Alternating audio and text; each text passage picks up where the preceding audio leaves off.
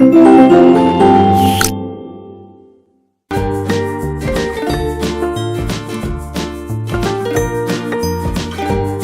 dear students, how are you all of you? I hope you are all doing well.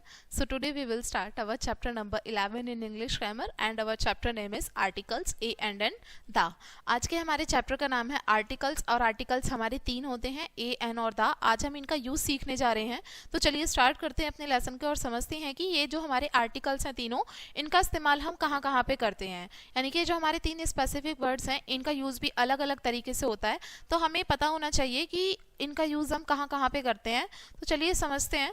We have already learn in previous classes that an is use before all noun beginning with a vowel sound and a is use before noun beginning with a consonant sound. हमने पहले भी अपनी previous classes में सीखा था N जो होता है, एन का इस्तेमाल हम उन सारे नाउन से पहले करते हैं जिनकी स्टार्टिंग किससे हुई होती है, वॉवल साउंड से होती है. वॉवल साउंड कौन सी होती है हमारी, ए ई आई ओ यू. हमारे 26 लेटर्स होते हैं इंग्लिश अल्फाबेट में और उसमें से 5 हमारे वॉवल्स होते हैं.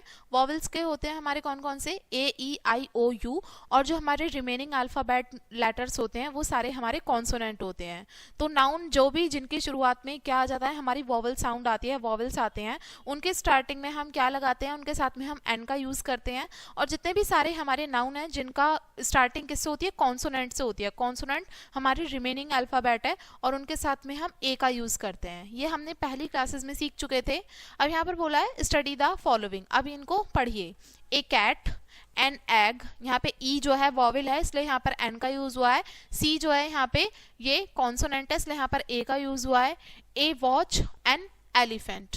We also have learned that the is used before noun denoting a specific person, place, animal or thing. और हमने ये भी सीखा था दा का यूज हम कहाँ पे करते हैं. दा जो हमारा आर्टिकल है उन नाउन से पहले करते हैं, यानी कि जो हम किसी स्पेसिफिक पर्सन, एनिमल, प्लेस और थिंग को डिनोट करते हैं उन सभी नाउन से पहले हम दा का इस्तेमाल करते हैं. Study the following. अब इसको हमें समझना है, जैसे कि the sky, the Taj Mahal, the sun, the Ganga. तो स्पेसिफिकली किसी एक चीज के बारे में बात हो रही है ना, तो इसके साथ में हम दा का यूज करेंगे. ठीक है. तो इस चैप्टर में हमने सीखा बच्चों ए एन और दा का यूज हम कहाँ कहाँ पे करते हैं. ये आर्टिकल्स हैं. तो ए का यूज जो हम करते हैं कहाँ पे, कॉन्सोनेंट के साथ में करते हैं जिनकी स्टार्टिंग वर्ड नाउन की किससे होती है, कॉन्सोनेंट से होती है. और एन का यूज हम वहाँ पे करते हैं जिनकी स्टार्टिंग वॉवल साउंड से या वॉवल से होती है.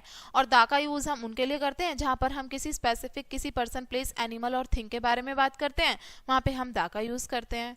तो इस चैप्टर में बच्चों इतना ही था एंड आई होप आपको ए एन और दा का यूज करना समझ में आ गया होगा कहाँ पे करते हैं. तो वीडियो को यहीं पे एंड करेंगे इसी चैप्टर के साथ में एंड थैंक्स फॉर वॉचिंग.